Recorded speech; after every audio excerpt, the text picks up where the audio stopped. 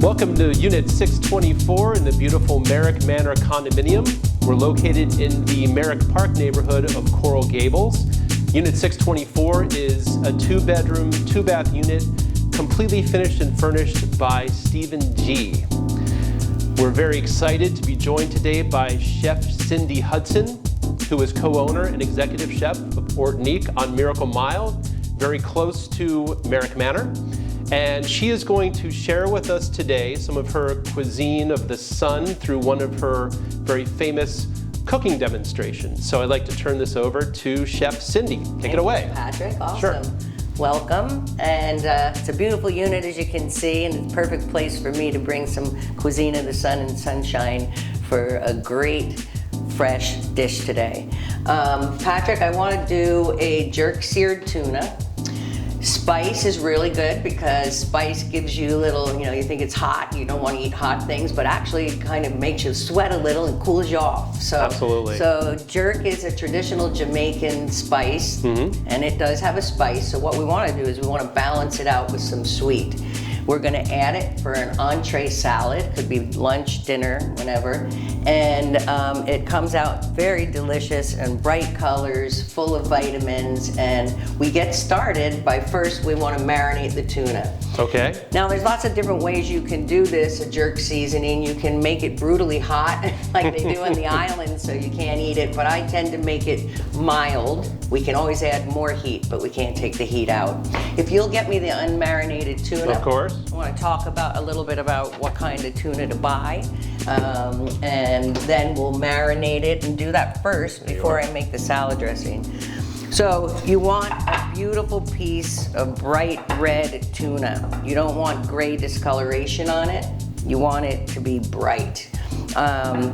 I cut this myself, and I suggest, unless you're a chef, you want to go to a market, a reputable grocery store or fishmonger, and ask him to cut you steaks, tuna steaks. If you're going to a fish store, it's going to be a big loin, and then they'll cut it down for you. As many as you want, almost perfect size, you could get them. So this is about a 10-ounce tuna steak. Skins have been taken off, bloodline out, and it's ready for marinade. I personally like to marinate it overnight, so if I'm pre-doing a dinner that I know I'm gonna do, I'll marinate this the night before, and it comes out amazing flavor. There's marinade in there in a white bowl. Okay. And we're gonna put that in there. Okay, so I'm getting that now, right? Yes. Okay, let's do it. You're my guy. Hey, just tell me. You're my guy today. That's what I'm here for. Honored to be your sous chef. Thank you. So yeah, we can put that right here. Okay. So there's lots of different things in the grocery store, and jerk seasoning and Caribbean cuisine has become so popular in the US and throughout the world actually, that you can easily find these ingredients. And so this is, I take jerk paste, which you'll find down the ethnic aisle in Publix, Winn-Dixie, anywhere. You'll find the jerk paste. I mix it with olive oil, crushed up garlic, onion, a tiny, tiny bit of teriyaki or low sodium soy. I don't like all the heavy salt in it, so I would use the low sodium. And we're gonna just put that in there like that, let it marinate, and put it back in the fridge. I've got it. And like Thank you. Maybe an hour, I'll go and I'll switch it and turn it over again so it's evenly marinated. So Chef Cindy, show us how you're going to make the dressing for this dish. Okay, so the dressing's real important. As I said, we're going into summer. We're at the end of our Miami mango season, but I'm still going to use some. I'm lucky to be next to a neighbor who lets me pick their tree. So we're going to use some mango in this. We're going to use fresh passion fruit, which is easier for me to get and turn into a concentrated liquid like this. But if you can't do that, if you don't have, a lot of people have fresh passion fruit growing on their fences actually, and don't even realize. And anyway, you can buy it frozen in any grocery store really. So passion fruit is the one I'm using today. It gives a little bit of tartness, which means that I also want to sweeten it a little with, I have some honey or agave or something like that. One of the tricks I have about making salad dressings, I know a lot of people that garlic, fresh garlic or onion may bother their stomach. And so what I found is if I take fresh shallots, garlic, onion, any type of thing in that family, and just roast it a little bit on the stove top, and in this case I'm going to do it in walnut oil because walnut oil is the base. What it does is it takes away the harshness, the even bad breath, right? Sure. It'll make it so it knocks it down a little bit. Yeah, you know, when you eat a red onion during a lunch break and then you go back, it's not nice. Right. Your poor people in the office. Right. So we roast them. And if you could do that for me. Sure. We've got the oil getting hot over here. I think it's just about ready. I can... There you go. You could coarsely chop it and it'll happen quicker. Chop. I think we're ready for that oil. Gee, look at those skills. Wow. Told you. Before real estate, I was in the restaurant business. Were you really? I was. Gosh, we'll have to sit over a glass of wine and discuss that. I'm looking forward to it. All right, let me get that into the heated walnut oil. So what our goal is here is the amount of oil that we're going to make the salad dressing with, we just lightly cover. See, we don't drench it, we just cover the shallot and the garlic with that oil, bring it to a low simmer like it's doing. It's maybe gonna take 5 minutes. We want it to be tender and more of a nutty flavor than a harsh onion, shallot, garlic flavor. Okay, this is done now. You see, it's not discolored, it's just almost like confit, you know? And all the harshness is gone from it, and it's gonna really turn out nice in the salad dressing. So this is a great tool to have as a blender. If not, you can whisk it together, but I've got my trusty blender. So those go in there first. I can take that from you. Thank you. All right, so here we have a mixture of mirin and rice wine vinegar. The mirin is a little on the sweet side, which will help the passion fruit balance. And then the rice wine vinegar is not as strong or the same acidity of, say, a balsamic vinegar or things like that. You want to stick to kind of an Asian flavor in there. And is it about half and half? Yes. Yes. We'll see. It's hard for me to think in small quantities. I think in large quantities. And but mind you, a recipe where like a cup of the mirin, a cup of the rice wine vinegar, a half a cup of this, and then some more oil. You'll get about 5 cups. I always try to make more even at home because you can get, you know, a sealed container and stick it in your fridge. It's gonna last you 2 months. It won't go bad. So we have that.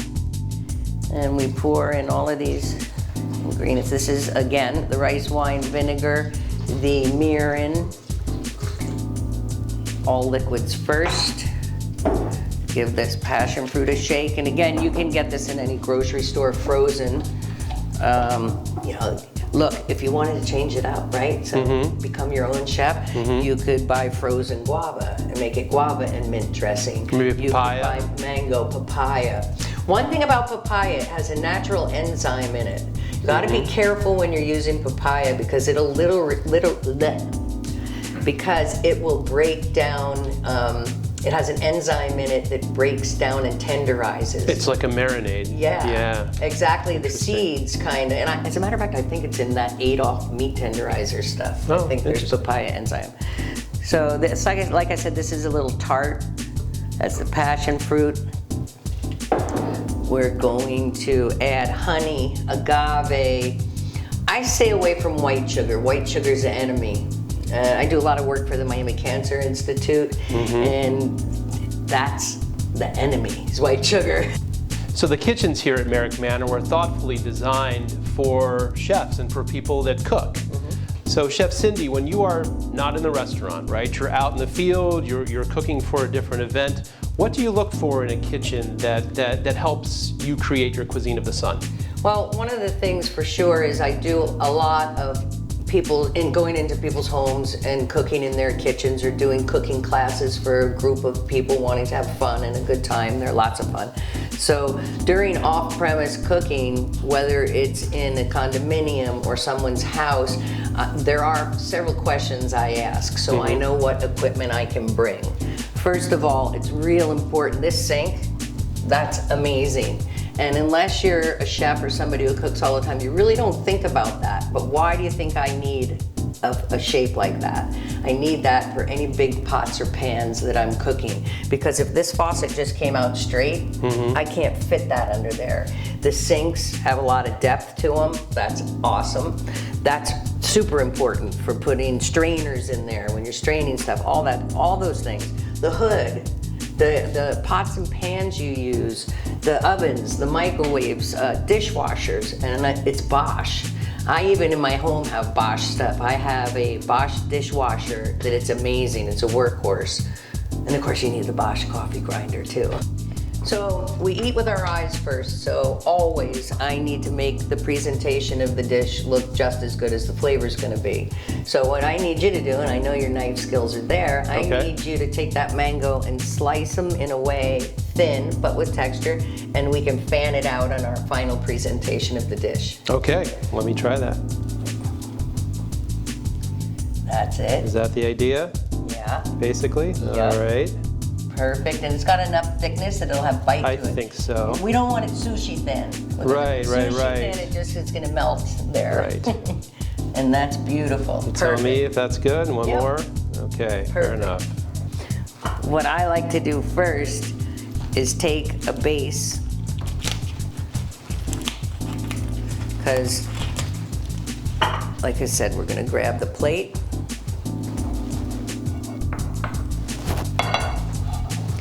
And I'm gonna make a landing zone for the rest of the salad.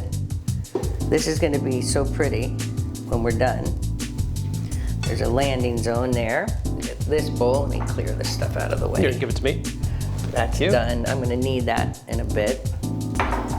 That can go there. So, there we have our base. And to me, this is a dinner salad or a lunch salad, an entree, not a pre to a dinner. So we're just gonna break this up. Tearing it, like if you wanna pre-make your salad, don't put the dressing on it. You can get up as far as everything in the bowl except for the dressing. If you have a very sharp knife, you can go ahead and cut it. I kinda like the rustic look of tearing this one. If your knife is not sharp and you cut herbs or you cut lettuces, it's gonna go brown on you by the time you serve it to your guests. So it's much better to break it up fresh.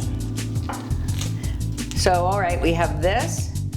And again, let's talk about seasons. We don't necessarily just have to eat it in the summer or during mango season. We could have it in the winter and we could make it with apples. We could make it with walnuts. We could make it with pears. And instead of feta cheese that I'm gonna put in here, gorgonzola cheese. You know, to me, recipes, I have a cookbook. It's called From the Tip of My Tongue. And it's all my recipes and the stories that have evoked every recipe. And I always say to people that buy the book, a recipe is merely a guideline. It's just a guideline of increments and measurements. And cooking savory like this, not where baking is a bit different and more intense, but cooking savory, you can switch out items, make that recipe your own. Any cookbook you buy, you know, oh, you don't like cilantro, tastes like soap, put mint. You know, you just use your head as a chef and put together delicious flavors. So here we have the hearts of palm. These happen to be canned. You can get them fresh in some markets, but they're very perishable. They go sour quickly. The canned ones last a little longer. These are orange supreme. And did you ever make supreme oranges or know how to? I don't think so. All you do is you take your very sharpest paring knife, you peel down all the skin and the pith. The pith is the white part, that's bitter. You want to get rid of that. Peel it down and then segment it until you have perfect little segments. You could do it with oranges, grapefruits, tangerines, whatever you want. Okay, so what am I missing here? We got the cheese. Oh, you know what we forgot? We need to get the tuna. it should be ready for slicing. Okay. And put that there. So Chef Cindy, over the last 21 years, you've really expanded upon your restaurant services. You've done a lot of cooking demonstrations, I know, in the restaurant. Yeah. But I know over the last couple of years you've been sort of branching out with that and doing things outside the restaurant. Could you tell us a little bit about that? Yeah, well, it's always fun for me to cook off premises. And so a lot of times people call and ask, can I come and do a cooking class in their home with a group of their friends? And I love to do that. Could I cater to a wedding? Could I cater to a Caribbean style barbecue? All these things. We do small caterings, large caterings. It's always a lot of fun to, I love being in my kitchen, but it's fun also to go out and interact and be a part of an event that people are really enjoying. And on the corporate side of things, I know you've been asked to do a lot of fun, interactive events with different companies. Yeah, so things are a little tighter now with COVID and stuff, but we've done Zoom cooking classes where the people on the other side are cooking along with me. Those are a bit harder to do, but they can be accomplished. We've done all kinds of corporate things where a corporation will call me in and they want me to do an Iron Chef competition. And what happens with that is maybe the accounting department goes against the sales team, goes against the graphic design team, and man, they get intense. They separate. I will give them all different color bandanas so we know who's on what team. And then we have judges, and it's awesome. Good team building. Oh, fun stuff. Yeah. So speaking of fun, why don't you finish up the salad? All right, with these perfectly half moon mangoes, we're gonna add more color. We're eating with our eyes. And that should be good. So we also want to make sure that our presentation plate doesn't cover up all those pretty things we put in there. So meanwhile, oh wait, forgot the salad dressing. This delicious fresh salad dressing. I lightly dress the salad. I'm a person that doesn't like a lot of dressing, but some people do. So they'll always put a carafe on the table for anybody that wants extra. Stir it up. And we'll put that there. Look at all those colors. We want to finish with, get some of those orange segments so they're visible on top. The hearts of palm are visible. And our mangoes, of course, that were perfectly cut. Put that down. And last but not least, this is a cool thing. These are cucumber ribbons. And let's just dab a little dressing on them. And there's a machine called a vertical cutter that you just put your cucumber in there and turn it, and you make really beautiful garnishes. You can do it with beets, you can do it with carrots, lots of things. Now here's our jerk seared tuna. I want to see which way the grain is going because you need to cut against the grain. And now this has been cooked and then chilled because it's a cold salad, but if you wanted it hot, you could leave it hot. And you'll see when I get it fanned out on the plate, the beautiful bright colors in it.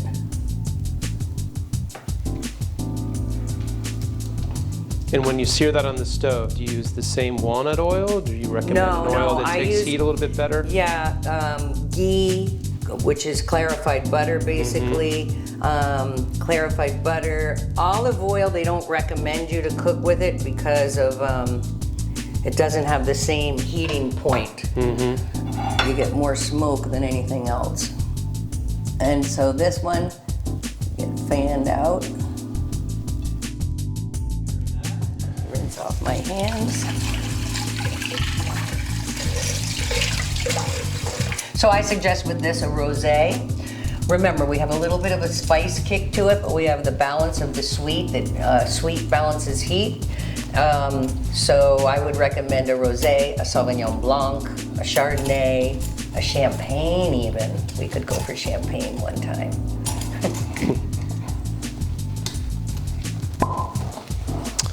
All right, so shall I? Yes. I've been waiting. And I think the chef gets the first glass. What'd you say? Yes. Well, let's cheers, though. Well, I think so. Well, Cindy, this has been an absolute pleasure being with you, learning about your cuisine of the sun, learning about this amazing dish, and thanks for being here with us at Merrick Manor. Thank you. It's awesome.